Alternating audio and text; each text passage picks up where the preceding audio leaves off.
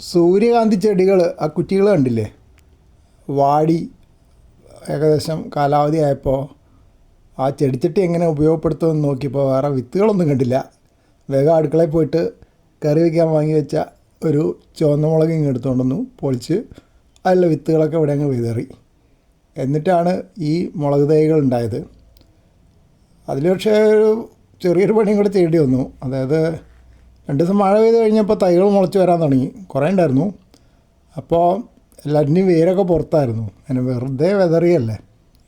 അപ്പോൾ potting mix ഇരിക്കുന്നുണ്ടായിരുന്നു ഇവിടെ, അതെടുത്ത് അതിൻ്റെ മുകളിൽ ഒന്നുകൂടെ വെതറി. അപ്പോൾ എല്ലാം മണ്ണിൻ്റെ അടിയിലായി. അപ്പോൾ അതിൻ്റെ ഒരു പകുതി വിത്തൊക്കെ മുളച്ച് വന്നു.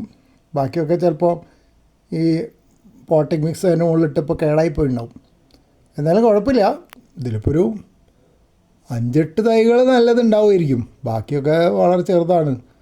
അത് സ്വമേധയാ അങ്ങ് നശിച്ച് പോയിക്കോട്ടെ എന്നാണ് ഞാൻ വിചാരിക്കുന്നത്. എന്തായാലും ഈ ചെടിച്ചട്ടിയിൽ അതെല്ലാം കൂടെ വളരാനുള്ള അവസരമില്ല. ഇപ്പോൾ തൽക്കാലം എനിക്ക് വേറെ ഒഴിഞ്ഞ ചെടിച്ചട്ടി ഇല്ലാനും. അപ്പോൾ ഇതിൽ തന്നെ അങ്ങ് വളരട്ടെ, എന്നിട്ട് നോക്കാം എങ്ങനെ ഉണ്ടാവുമെന്ന്.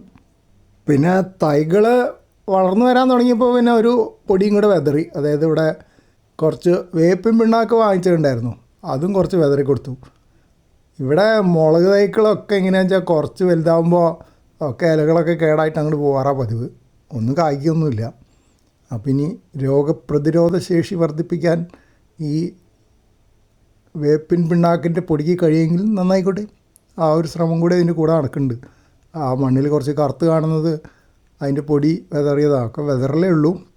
ഇതിൻ്റെ ഇടയിൽ കൂടെ കട തുറന്നിടാനൊന്നുള്ള വലിപ്പമൊന്നും ആയിട്ടില്ല. നന്ന ചെറിയ തൈകളല്ലേ. മൺകോരിയും കൊണ്ട് ചെന്ന് കഴിഞ്ഞാൽ ആ ചെടികളുടെ കാര്യം തീരുമാനമാവുകയും ചെയ്യും.